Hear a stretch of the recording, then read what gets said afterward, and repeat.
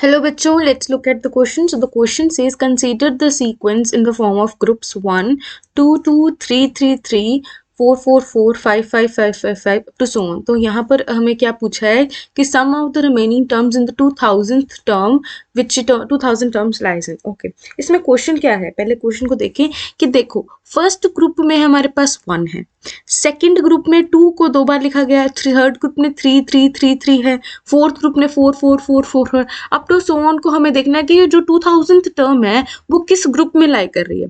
सो let से let 2000th term lie in nth group. तो इसका क्या मीनिंग है, जो nth ग्रुप होगा वो होगा ना n n n n n तो सो ऑन n टाइम्स. अब वो वहां पर कहीं 2000th टर्म जो होगी हमने देखना है कि वहां तक जो सम है उसके बाद कितने रह जाएंगे, राइट. तो लेट्स लुक ओवर हियर. तो अगर यहाँ पर इसको ध्यान से देखें, यहाँ पर जो n है, सपोज अगर 1n है, उससे अगला हमारे पास n+1 आ रहा है, n ऑफ n+1 आ रहा है, राइट. लेट्स से 2 टाइम्स 2 है ना, तो n ऑफ ये सेकेंड n नंबर है, n+1 इससे एक अगला, तो हमारे पास इसको लिख सकते हैं जो 2000 टर्म होगी that will be less than equal to n of n+1 times 2. Similarly यहाँ पर भी it will be greater than अपनी एक टर्म पहले से बड़ा होगा, राइट, पिछली टर्म से बड़ा होगा. सो n ऑफ n+-1 से बड़ा होगा ऑब्वियसली. तो इसको हम दो तरह से लिख सकते हैं कि n of n-1 is greater then is less then 4000. Similarly n of n+1 is greater than equal to 2000 is greater than equal to 2000 upon 2 अगर होगा तो इसको सॉल्व करने, अब दोनों इक्वेशंस को अलग अलग, तो इसको सॉल्व करने पे आ जाएगा n² minus n minus 4000 is less then 0. इसको सॉल्व करें, n की वैल्यू के लिए आ जाएगा n इज ग्रेटर देन और n is less than 1 plus minus under root of 16001 upon 2. So n की वैल्यू 64 आ जाएगी हमारे पास, 64 से कम होगी, राइट. तो दूसरी ओर यहाँ पर देखते हैं, यहाँ पर इसको सॉल्व करने पे आ जाएगा n² प्लस n माइनस 4000. तो इसको भी हम सॉल्व कर लेंगे जैसे भी सॉल्व है ओवर हेयर. तो इसको सॉल्व करने के बाद हमारे पास आ जाएगा n is greater than equal to 63.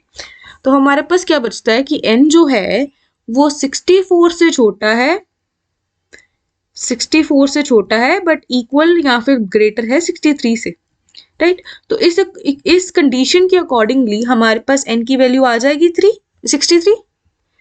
n आ गया 63. इसका क्या मीनिंग है, n इक्वल टू 63 का ये मीनिंग है कि यहाँ पर हमारे पास होगा जैसे 63 63 63 63 अप टू सो ऑन से 63 तक जाएगा. 63 टर्म्स होगी ये 63rd ग्रुप में.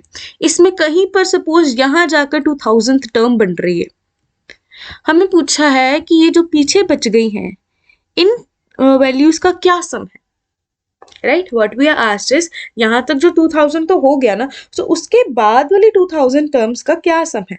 अगर मैं देखूं कि पहले मैं देखूं ये 62nd ग्रुप तक, ये 62 होगा ना इससे पहले, ये 62nd ग्रुप तक कितना हमारे पास सम होगा. तो उसके लिए हम सम ऑफ द टर्म सिंपल लगा दें, n ऑफ n+1 सम निकाल दें हम किसका, sum of 62nd term till 62nd term. तो n ऑफ n+1 अपॉन 2 जो हम करते हैं सिंपल, यहाँ पर n हमारे पास 62 होगा, राइट. तो 62 टाइम्स 63 हो जाएगा अपॉन 2. इसको सॉल्व करने पे आ जाएगा 1953. तो हमें देखना है ये 2000 तक कितनी वैल्यूज वो सम हुआ. अगर इसको ध्यान से देखिए, ये देखो 2 का स्क्वायर 4 हो रहा है, यहाँ पर 3 का स्क्वायर हो रहा है, 3 + 3 + 3 9 हो जाएगा ना. अगर इसको सम करें तो यहाँ पर भी इसका सम करें तो 16 हो रहा है, राइट. तो इसको आगे से सॉल्व करें तो हमारे पास टर्म बन जाएगी 1² plus 2² plus 3² up to so on. तो कहाँ तक जाएगा, 62 का स्क्वायर प्लस अब हमें पहले 2000 टर्म्स का सम अगर देखें हम, तो ये आ जाएगा +63। अब ये टोटल कितनी होंगी हमारे पास 1953 है ना, तो 1953 को 2000 कंप्लीट करने के लिए मेरे को 47 ऐड करना पड़ेगा, राइट। तो इसको हम 47 के साथ मल्टीप्लाई करते हैं साथ में 63। अगर ये 63 हमारे पास 47 टाइम्स जाकर ऐड होगी तो वो जाकर हमारे पास 2000 टर्म तक बनेगा, राइट। तो बची हुई टर्म्स का हमें सम निकालना है।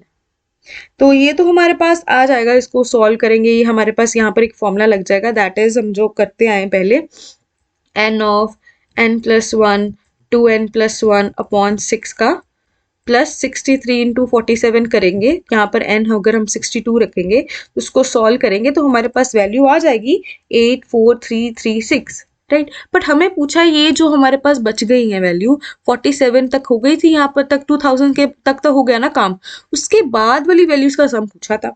तो उसके बाद वाली हमारे पास टोटल कितनी होनी चाहिए, 63 होनी चाहिए ना, 63। इसमें से हमने 47 निकाल दी, अगर 47 निकाल दी तो हमारे पास 16 बच गई। तो सम ऑफ लेफ्ट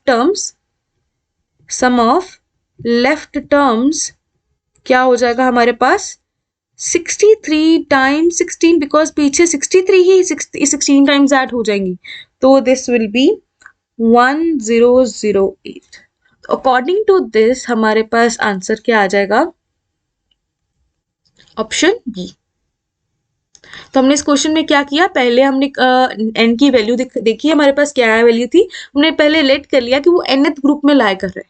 nth ग्रुप मतलब वो 60 n टाइम n जो है n टाइम्स रिपीट हो रहा है, राइट। जैसे हमने यहाँ पर देखा जो सेकंड टर्म के लिए 2 टाइम्स रिपीट हो रहा था, थर्ड ग्रुप के लिए 3 बार रिपीट हो रहा था, तो उसके लिए हमने देखा कि 2000 टर्म nth ग्रुप में लाई करिए, मतलब n टाइम्स रिपीट हो रहा है। तो हमने देखा जो वैल्यू n की वैल्यू हमारे पास 63 आ गई।